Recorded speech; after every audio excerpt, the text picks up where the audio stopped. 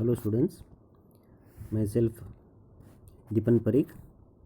Again we are going to continue our chapter number 8, how do organisms reproduce. Friends, now in this video we discuss sexual reproduction in flowering plants. Okay, the reproductive parts of angiosperms are located in the flower. तो reproductive parts जो होते हैं of angiosperm, okay, flower के अंदर, that we can discuss here. See the diagram, the different parts of the flower. Okay, now that is the here longitudinal section of flower. यहाँ पे जो आपको डायग्राम दिख रहा है वो लॉन्गिट्यूडिनल सेक्शन है फ्लावर का. Okay, now you have already studied the different parts of flowers like sepal, petals, stamen and carpel. You may see these different parts in the diagram. Okay, now stamen and carpel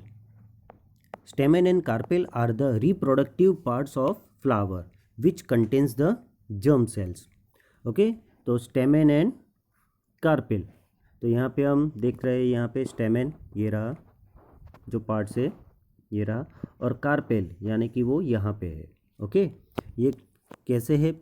reproductive parts. Okay, flower के ये reproductive parts है and they contain the germ cells. जैसे हमने आगे discuss किया था कि female cells and male cells की बात करेंगे हम. Okay, what possible functions could the petals and sepals serve. जो पीटल्स है और जो सेपल्स है उनका फंक्शन क्या है? Okay, so here the flower may be unisexual, example is papaya, watermelon, when it contains either stamen or carpels. Okay, or bisexual, so its example is hibiscus and mustard, when it contains both stamen and carpel. तो unisexual यानी कि जिसके अंदर क्या होगा, they contain stamen होगा या तो कार्पेल होगा, और बाइसेक्सुअल तो जो प्लांट है उसके अंदर दोनों चीज़ होगी, both stamen and carpel. Okay, और जो ऊपर वाला क्वेश्चन था कि what possible functions could the petals and sepal serve, तो जनरली कॉमन फंक्शन की बात करें so they attract the insect, क्योंकि फर्टिलाइजेशन प्रोसेस में इंसेक्ट का भी बहुत बड़ा पार्ट होता है for the transformation of pollen grains. Okay, जो आपने लास्ट ईयर लर्न किया हुआ है. Okay students, so here stamen is the male reproductive part. Stamen male reproductive part है. यहाँ पे आपको जो दिख रहा है ये स्टेमेन ये रहा. Okay, and what it produce pollen grains that are yellowish in colour. तो आपको यहाँ पे दिख रहा है येलो कलर, वो येलोइश कलर का होता है pollen grains. Okay, you must have seen this yellowish powder that often sticks to our hands if it touch the stamen of a flower. Generally आप हिबिस्कस फ्लावर की बात करें, plant के flower की, तो उसके अंदर आपको ये विजिबल होता है जिसको आप देख सकते हो. ओके स्टूडेंट्स, नाउ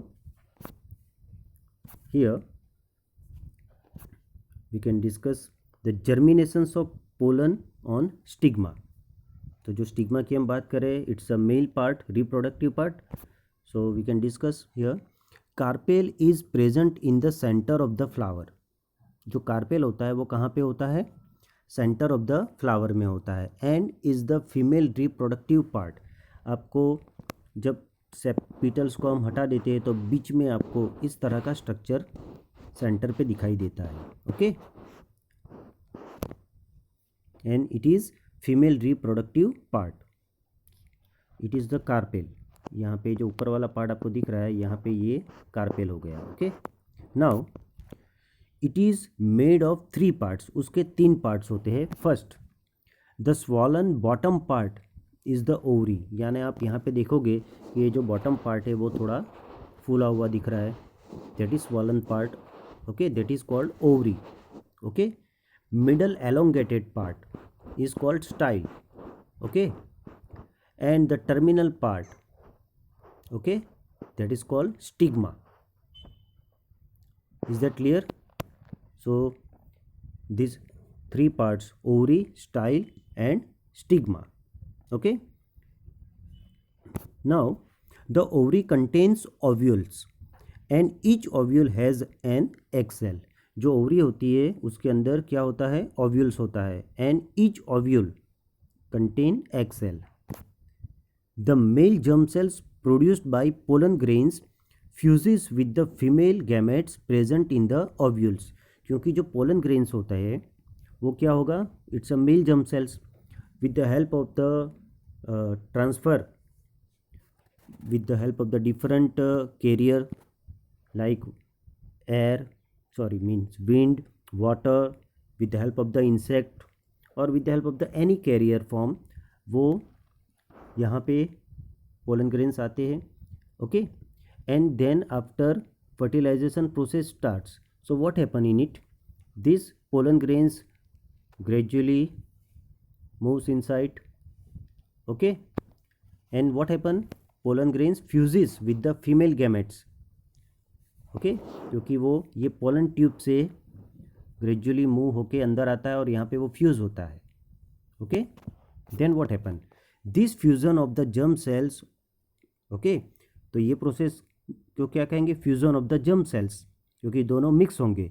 और we can say fertilizations gives us the zygote, क्योंकि ये दोनों जब फ्यूज होंगे and form zygote which is capable of growing into new plant. okay, thus the pollen needs to be transferred from the stamen to the stigma. okay, तो stamen से वो stigma पे वो ट्रांसफ़र होता है, वो ज़रूरी है.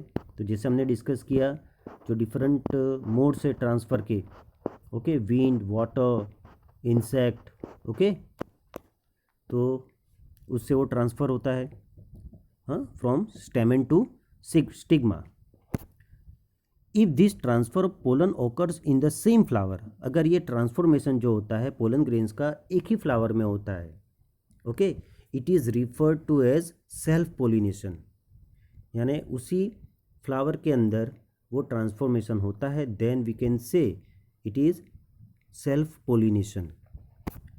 Okay, then on the other hand if the pollen is transferred from one flower to another, it is known as cross pollination. यानी एक फ्लावर से दूसरे फ्लावर तक उसका ट्रांसफॉर्मेशन होता है, किसका, पोलन ग्रेन्स का.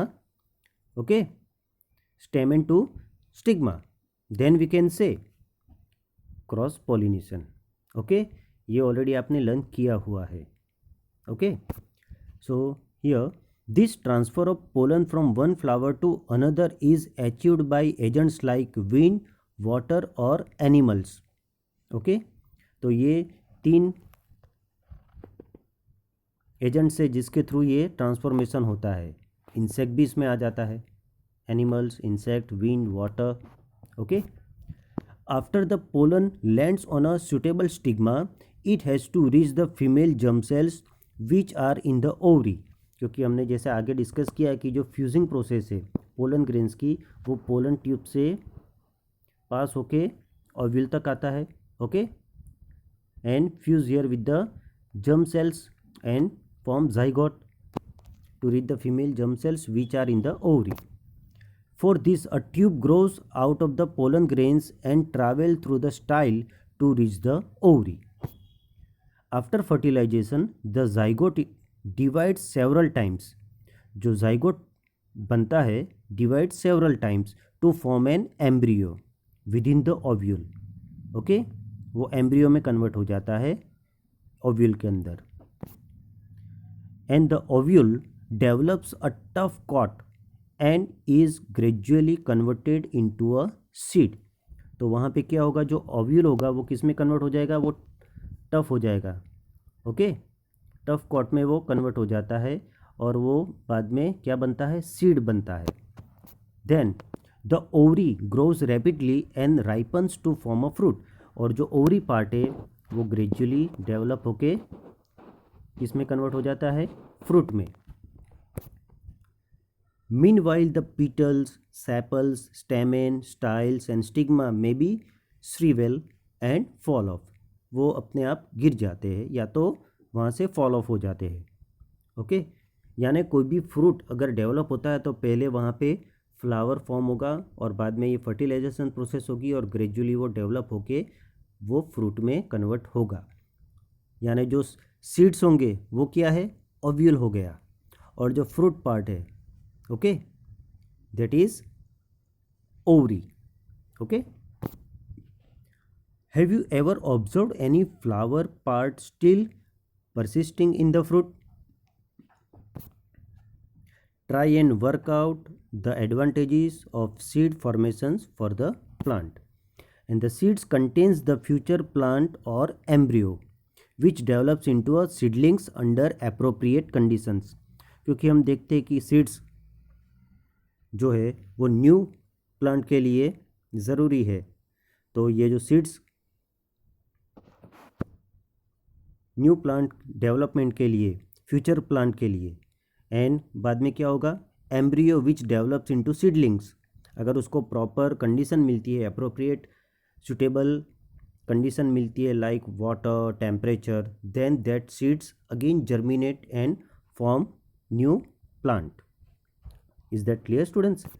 सो this process is known as germination. Okay, now here we can discuss activity 8.7. so this diagram for the germination, cotyledon, यहाँ पे आप उसके पार्ट्स देख सकते हो. 2 पार्ट्स है, ये रहा, it's like a structure of gram. Okay, when we, क्योंकि यहाँ पे कोटिलीडोन, डाइकोटिलीडोन भी बोल सकते हैं क्योंकि 2 पार्ट यहाँ पे बन सकते हैं. Okay, plumule, future shoot, okay, radicle, future root. यानी आप देखोगे अगर मान लो कि ग्राम यानी चना, उसके भी 2 पार्ट होते हैं ना, तो हम देख सकते हैं कि किस तरह से जर्मिनेशन प्रोसेस को हम इस एक्टिविटी से थोड़ा आइडेंटिफाई करें. So soak a few seeds of Bengal gram यानी कि चना एंड कीप देम ओवरनाइट. उसको थोड़ा पानी के अंदर भिगो के रखना है चने के. ओके, चने को पूरी रात. Drain the excess water and cover the seeds with a wet cloth. उसको वेट क्लॉथ में कवर करके रखना है. Leave them for a day. Okay, make sure that the seeds do not become dry. Okay, sprinkle water on it ताकि वो dry ना रहे, dry ना हो जाए. Okay, cut open the seeds carefully and observe the different parts. तो यहाँ पे आपको उसके पार्ट्स दिखाई दे रहे हैं डायग्राम में.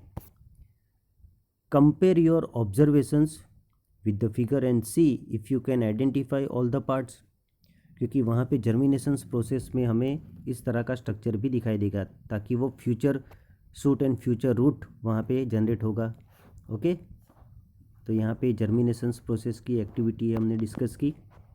Up to here any confusion, any query related to this chapter 8, how do organisms reproduces, you may contact to your respective teacher. Okay students, thank you.